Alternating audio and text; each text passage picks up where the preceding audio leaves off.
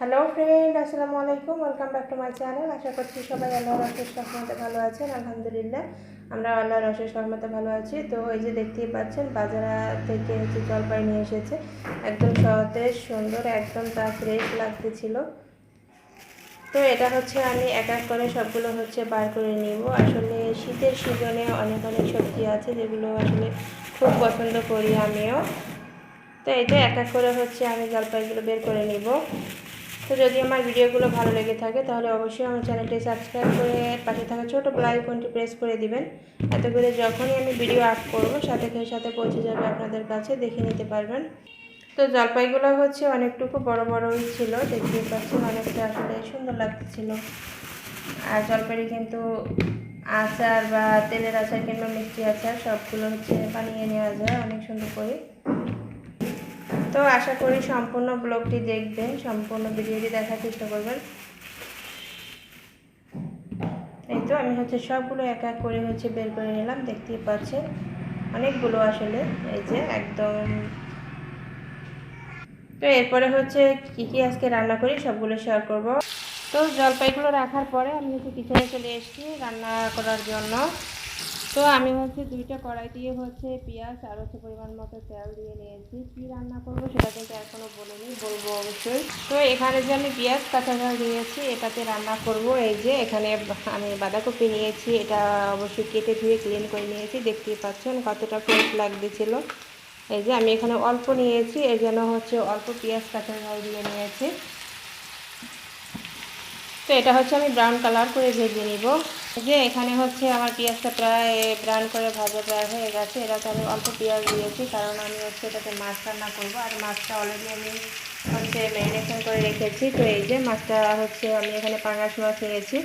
আর এটা শিং মাছের ডিম, সেটা নিয়েছি। তো এই তো অনেকগুলো মাছ নিয়েছি আমি এখানে রান্না করার জন্য। যেহেতু মাখিয়ে নিয়েছি এজন্য পেঁয়াজ কুচিটা কম দিয়েছি, কারণ এখানে তো মাখানোর জন্য পেঁয়াজ পেস্টটা আমি ইউজ করেছি। এর জন্য তো এক এক করে এবারে আমি তেলের ভিতরে ছেড়ে দিব। তো এই তো মাছটা আমি একবারে দিয়ে নিচ্ছি।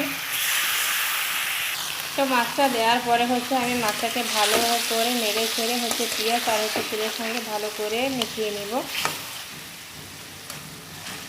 এটা যেরকম আমরা ফ্রাই করি সেরকম ভালো করে এটাকে ফ্রাই করার মতোই ভালো করে ভেজে নিতে হবে। এই তো। আর এই যে এই সাইডটাতে আমার ব্রাউন কালার করে ভাজা হয়ে গেছে। এরপর আমি এটাতে একটু পরিমাণ হলুদ দিয়ে নিব। তো এখানে আমি হাফ স্পুনের মতো হলুদ পেস্ট নিয়েছি। তো এটাকে ভালো করে আমি পেঁয়াজ আর কাঁচা মরিচের সঙ্গে ভালো করে মিশিয়ে নিয়েছি। এরপরে আমি দিয়ে দিব এই যে বাঁধাকপিগুলো দিয়ে দিব। আর লবণটা আমি বাঁধাকপিটা ভালো করে মিশিয়ে নিয়ে তারপর লবণটা অ্যাড করব। তো এই পর্যায়ে আমি লবণটা অ্যাড করে দিব। আমি এখানে হাফ স্পুনের মতো লবণ দিয়ে দিব, যেহেতু আমার বাঁধাকপি অল্প সিদ্ধ হওয়ার পরে আরও অল্প হয়ে যাবে। এই তো আমি বাঁধাকপিটা মিশিয়ে নিয়েছি। এরপর আমি শুধু ঢাকনা দিয়ে দিব, এতে কোনো পানি অ্যাড করব না, তেলেই সিদ্ধ হয়ে যাবে। তো অপর সাইডে আমি যে মাছটাকে ভাজতেছিলাম, তো মাছটা আমি একটা সাইড উল্টিয়ে দিয়েছি। আর আমি এই মশলার সঙ্গে মাছটাকে ভালো করে কষিয়ে নেব। আর আমি এটাতে যেটা মশলা দিয়ে ম্যারিনেশন করে রেখেছিলাম সেটা আমি এখানে দিয়েছিলাম 2 টেবিল স্পুন পরিমাণ মরিচ পেস্ট, 1 টেবিল স্পুন পরিমাণ দিয়েছি হলুদ পেস্ট, আর পেঁয়াজ রসুন পেস্ট আর আদা পেস্ট সব মিলিয়ে আমি 1.5 টেবিল চামচ পরিমাণ দিয়েছি। লবণ দিয়েছি আর জিরা পেস্ট দিয়েছি, হাফ স্পুনের কম দিয়েছি, কারণ আমি জিরা গুঁড়ো ইউজ করবো সম্পূর্ণ হয়ে যাওয়ার পরে আমি জিরে গুঁড়ো দিয়ে দেবো। এই জন্য কমটা ইউজ করেছি। তো এটা দিয়ে ম্যারিনেশন করে রেখেছিলাম, এই জন্য মশলাটা অন্য কোনো মশলা অ্যাড করছি না। তো এটাকে ভালো করে এবার কষিয়ে নেওয়ার পালা, ভালো করে কষিয়ে নেব। আর এই যে এই ডিমটা শিং মাছের ডিম, এর জন্য একটু কালো কালো লাগছে। তো যখন এরকম দুবার করে উল্টিয়ে পাল্টিয়ে দিয়েছি, তারপর একটু পানি উপর থেকে দিয়ে দিচ্ছি। এটা পানিটা দিয়ে ভালো করে কষিয়ে নেব। এটা আমি ঝোলের পানি দিচ্ছি না। তো এরকম যারা মানে পাঙ্গাস মাছটা এরকম মাখিয়ে রান্না করতে চান তারা কিন্তু এভাবেই রান্না করে খেয়ে দেখতে পারেন, অনেক মজার হয়। তো এখানে আমি নিয়েছি 2টা তেজপাতা ভালো করে ক্লিন করে আমি দিয়ে দিব মাছের ভিতরে। এটা অপশনাল, দিলেও দিতে পারেন, না দিলেও পারেন। তো এটা দিয়ে দিয়েছি ফ্লেভারের জন্য। তো এবারে ভালো করে আমি কষিয়ে তারপর ঝোলের পানিটা অ্যাড করব। তো মাছটা যখন এরকম পর্যায়ে হয়েছে, দেখতেই পাচ্ছেন তালটা হচ্ছে উপরে উঠে গেছে, এই পর্যায়ে হচ্ছে আমি পানিটা অ্যাড করে দিব। আমি এখানে মেজারমেন্ট কাপের হচ্ছে 2 কাপ পরিমাণ পানি দিব, 2 কাপের মতোই হচ্ছে পানি দিব, বেশি পানি দিতে হবে না, কারণ আমি হচ্ছে 2 বার করে কিন্তু ভালো করে কষিয়ে নিয়েছি। আর মাছটা হচ্ছে আমি মাখা মাখা করে রাখবো, একদম ভাজি করব না। তো এরকম মাখিয়ে রান্না করলে হচ্ছে মাখা মাখা রান্না করলেই হচ্ছে ভালো হয়, তেমন বেশি ঝোল ঝোল কিন্তু ভালো হয় না। আর এই পর্যায়ে হচ্ছে নাড়াচাড়াটা একটু কম দেওয়াই ভালো, কারণ তাতে হচ্ছে ভেঙে যাওয়ার সম্ভাবনা থাকে। এই তো আমার বাঁধাকপিটা হচ্ছে কতটুকু হয়ে গেছে দেখতেই পাচ্ছেন। এবার হচ্ছে আমি ভালো করে একটু উল্টিয়ে নিলাম। আমি কিন্তু এতে কোনো পানি অ্যাড করিনি। সবজি যেটা ভাজি যেটা সেটা কিন্তু এরকমভাবে হচ্ছে রান্না করলে ভালো লাগে আমার মনে হয়।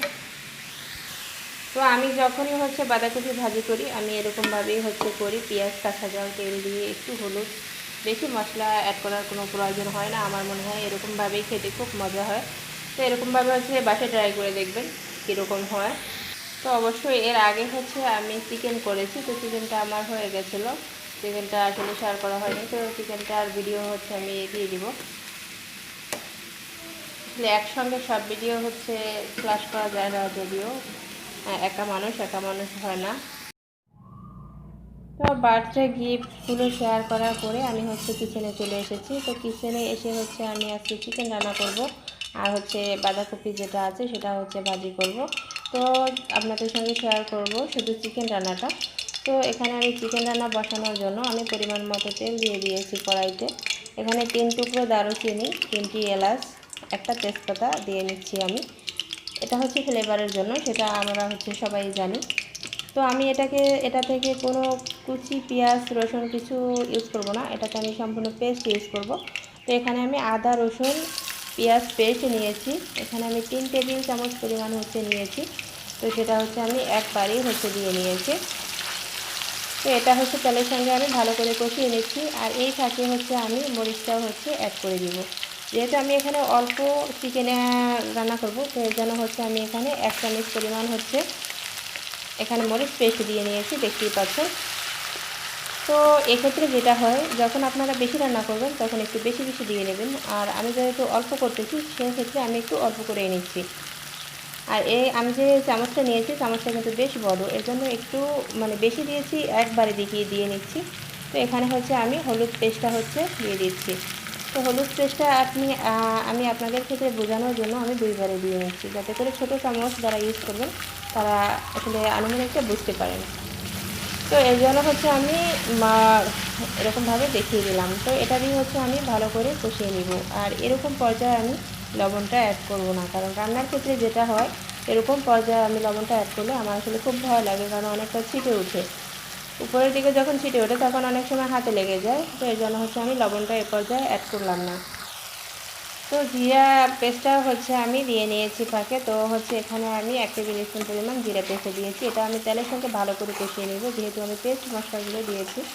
আর আমরা সবাই জানি পেস্ট মশলাগুলো যেটা আসলে আছে সেটা হচ্ছে আসলে ঘ্রাণটা একটু বেশি থাকে গুঁড়া মশলার চেয়ে। তো সেক্ষেত্রে একটু ভালো করে কষিয়ে নিতে হবে।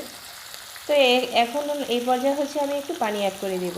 তো পানিটা আমি হচ্ছে অ্যাড করে নিয়েছি। আর আমার বাসায় হচ্ছে বেবি আছে, এটা মাথায় রেখেই হচ্ছে আমার সবসময় রান্নাটা করতে হয়। যাদের আমার মতো বেবি আছে তারাও এরকম মাথায় রেখেই হচ্ছে রান্নাটা করবেন, যাতে ঝাল মশলা এটা হচ্ছে একদমই বেশি না হয়, কারণ যদি বেশি হয়ে যায় তাহলে কিন্তু ওদের গ্যাস্ট্রিকের প্রবলেম হয়, তা আমরা সবাই জানি। একদম কম না একদম বেশি না, মিডিয়াম মাত্রাতেই হচ্ছে ইউজ করলেই হলো। তো 2 বার করে আমি ভালো করে কষিয়ে নিয়েছি, এরপরে আমি চিকেনগুলো অ্যাড করে দিব। আর আমি এই যে চিকেনগুলো হচ্ছে দেশি চিকেন নিয়েছি, দেখলেই আসলে বোঝা যাচ্ছে আমি দেশি চিকেনটা নিয়েছি। আপনারা যদি হচ্ছে ব্রয়লার মুরগিটা নেন সেক্ষেত্রে হচ্ছে তেমন বেশি কষাতে হয় না, কিন্তু এটা যত বেশি কষানো হয় তত আসলে খেতে অনেক টেস্টি হয়। তো এর জন্য হচ্ছে আমি এ পর্যায়ে দিয়ে ভালো করে হচ্ছে কষিয়ে নিব। আর আমি কিন্তু মশলাটা 2 বার কষিয়ে নিয়েছি, তো সেক্ষেত্রে এখন ঘ্রাণটা নাই বললেই চলে। তো আমি হচ্ছে মুরগির কিছু স্কিন নিয়েছি, যেটা হচ্ছে আমার বেবিরা খেতে অনেক পছন্দ করে, এর জন্য হচ্ছে নেওয়া। যদি না পছন্দ করে তাহলে আসলে না নিয়েও পারেন, এগুলো হচ্ছে খেতে পছন্দ করে, এর জন্যই এটাকে আমি অ্যাড করেছি। তো এক এক করে হচ্ছে সম্পূর্ণ চিকেনগুলো আমি দিয়ে নিই। তো আমি এখানে 1/2 কেজির মতো নিয়েছি সব মিলিয়ে, তার জন্যই হচ্ছে আমি এতটুকু মশলা ইউজ করেছি। আপনাদের যদি বেশি হয় সেক্ষেত্রে আবারও বলে দিলাম, বেশি হলে বেশি নেবেন, কম হলে কম নেবেন। তো স্কিনের ক্ষেত্রে যেটা হয়, মুরগির স্কিন অনেক বাচ্চারাই হচ্ছে খেতে পছন্দ করে। আর আমার বেবিরা শিখেছে তার আন্টির কাছ থেকে। তার আন্টি হচ্ছে মুরগির স্কিন খায়, তো সেক্ষেত্রে হচ্ছে বাচ্চাদের শেখাটা। তো বাচ্চারা খায়, এই জন্য নিয়েছি। আপনারা চাইলে নাও নিতে পারেন, স্কিপ করে যেতে পারেন। তো এ পর্যায়ে হচ্ছে আমি লবণটা অ্যাড করব, যাতে করে আমার চিকেনের ভিতরে ভালো করে লবণটা অ্যাড হয়। তো আমি এখানে 1 টেবিল স্পুন পরিমাণ লবণ নেব। লবণটা আসলে টেস্ট করার পরে বাড়িয়ে কমিয়ে নেওয়া যায়, কোনো প্রবলেম হয় না। তো আমার চিকেনটা কষানোর সাথে সাথেই হচ্ছে আমি এই ফাঁকে হচ্ছে আমি 2টো আলু কেটে নেব কিউব করে। যার ঘরে বেবি আছে তার আসলে যে কোনো তরকারিতে একটু আলু দেওয়াই উচিত, কারণ বেবিরা কিন্তু আলুটা তরকারির ভিতরেটা খেতে অনেক পছন্দ করে। তো ফিরে আসবো আলু কাটার পরে। তো আমার এখানে কিন্তু চিকেনটা ভালো করে কষানো হয়ে গেছে, দেখেই কিন্তু বোঝা যাচ্ছে, কারণ চিকেনটার হচ্ছে কালারটা চেঞ্জ হয়ে আসছে। এ পর্যায়ে হচ্ছে আমি 2টি আলু ভেজে কিউব করে কেটে রেখেছি, এটা দিয়ে দিব। তো আমি কিন্তু আলুগুলো দিয়ে ভালো করে দিয়ে দিয়েছি। এরপরে ভালো করে কিন্তু কষিয়ে নেব, খানিকক্ষণ কষাবো যাতে করে আলুটা ভালো করে চিকেনের সাথে ম্যাচ হয়। তো সম্পূর্ণ পর্যায়ে আমার চিকেনটা কষানো হয়ে গেছে, আমি পরিমাণ মতো পানিটা দিয়ে নিব। আর এখানে আমি এটাতে বেশি ঝোল রাখবো না যদিও, তো এর জন্য হচ্ছে পানিটা একটু কম করেই হচ্ছে দিব।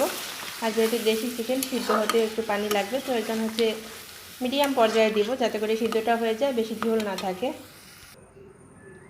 তো চিকেনে পরিমাণ মতো পানিটা দিয়ে নিয়েছি। এরপরে আবার ফিরে আসব যখন আমার রান্নাটা হয়ে যাবে, তখন দেখাবো কীরকম হয়েছে। তো এতে আমি দিয়ে দেবো এখন একটা ঢাকনা।